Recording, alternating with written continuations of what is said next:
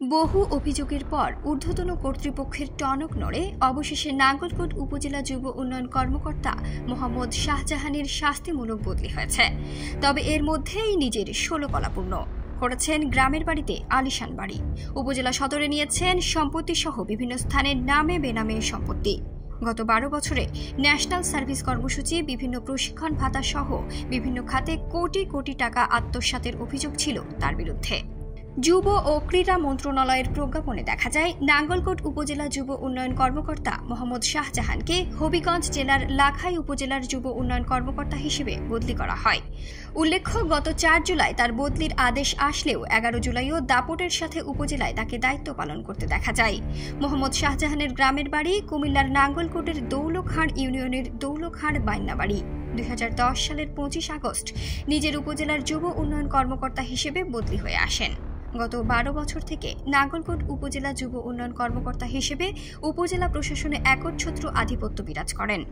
নাঙ্গলকোট উপজেলা নির্বাহী কর্মকর্তা হিসেবে তিনি যোগদান করতেন।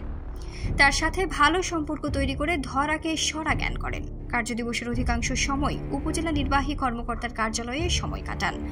জাতীয় দিবস মহান 21শে ফেব্রুয়ারি, 26শে মার্চ স্বাধীনতা দিবস ও 16 ডিসেম্বর জাতীয় বিজয় দিবস সহ বিভিন্ন জাতীয় দিবসগুলোতে সম্পূর্ণ কেনাকাটা নিজ দায়িত্বে করতেন। জাতীয় দিবসের বিভিন্ন অনুষ্ঠান বাস্তবায়নে বিভিন্ন খাত থেকে বিপুল টাকা আদায় করে অধিকাংশ টাকা তিনি নিজে আত্মসাৎ করতেন। উপজেলা প্রশাসনের বিভিন্ন বিভাগের বিসিএস কর্মকর্তাও তার ক্ষমতার দাপটে ততষ্ট থাকতেন।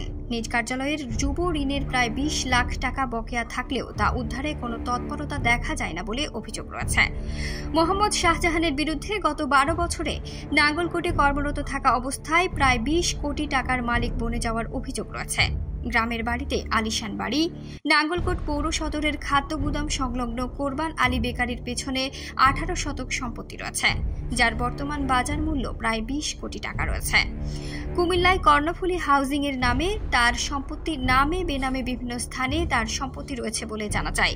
খাদ্য গুদাম সংলগ্ন সম্পত্তি, রাস্তার সম্পত্তি নিয়ে নাঙ্গলকোটে আর মডেল সরকারি উচ্চ বিদ্যালয়ের সাবেক শিক্ষক জাকেরের সাথে মামলা হামলা জড়িত থাকার বিষয়ে অভিযোগ রয়েছে। এ নিয়ে একটি মামলা আদালতে বিচারাধীন রয়েছে। তিনি চাকুরি জীবনে নিজ এলাকার প্রভাব খাটিয়ে বিভিন্ন সময়ে উপজেলার দায়িত্বরত সংশ্লিষ্ট বিভিন্ন বিভাগের কর্মকর্তাদের ম্যানেজ করে বিভিন্ন প্রকল্প ও ঠিকাদারি কাজের মাধ্যমে কয়েক কোটি টাকার কাজ বাগিয়ে নেন। যুব উন্নয়নের বিভিন্ন প্রশিক্ষণে অনিয়ম, দুর্নীতি ও ন্যাশনাল সার্ভিস কর্মসূচিতে তার পরিবারের অন্তত 10 জন সদস্য সহ অনেক ভুয়া নাম দেখিয়ে প্রশিক্ষণ ও কর্মভাতার নামে 2 বছরে কয়েক কোটি টাকা আত্মসাৎ সহ রাতারাতি কোটি কোটি টাকার মালিক বনে যাওয়ার অভিযোগ উঠেছে।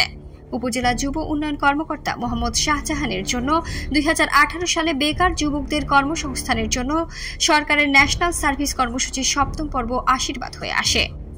ওই প্রকল্পে 24 বছর থেকে 35 বছর বয়সী যুবক বা যুব মহিলাদের এই কর্মসূচিতে সম্পৃক্ত করার কথা থাকলেও কোনো নিয়ম নীতির তোয়াক্কা না করে 38 থেকে 39 বছর বয়সীদেরও ওই কর্মসূচিতে অন্তর্ভুক্ত করে টাকা আত্মসাতের অভিযোগ রয়েছে।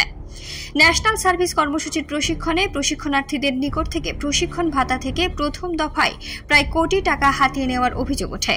যারা প্রশিক্ষণে অংশগ্রহণ করে নাই তাদেরকে হাজিরা খাতায় উপস্থিতি দেখিয়ে তাদের নামে সম্পূর্ণ প্রশিক্ষণ ভাতা উত্তোলন করে।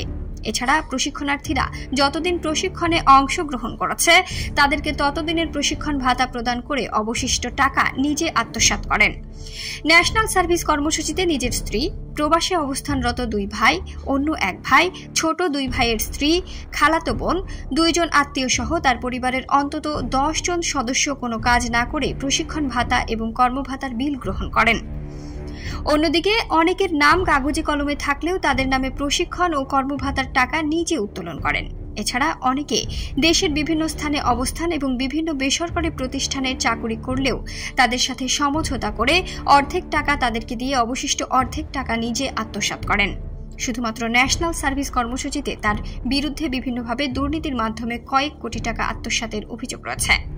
ন্যাশনাল সার্ভিস কর্মসূচিতে কর্মরত 3 ভাই আব্দুল্লাহ আল মামুন, নুরুল আলম ও শফিউল আলমের নামে টাকা উত্তোলন করা হলেও আব্দুল্লাহ আল মামুন এ প্রতিবেদককে বলেন, আমি 3 মাসের টাকা গ্রহণ করি। পরে উপজেলা যুব উন্নয়ন কর্মকর্তা তার সাথে অর্ধেক টাকা ভাগাভাগির কথা বললে আমি রাজি হই নাই। সে আমার সাথে দুর্ব্যবহার করে। অবশিষ্ট 21 মাসের টাকা কে বা কারা নিয়েছে আমি জানি না। আমার অপর দুই ভাই নুরুল আলম ও শফিউল আলম কোনো টাকা পায় নাই। উপজেলা যুব উন্নয়ন কর্মকর্তা এখানেই থেমে নেই।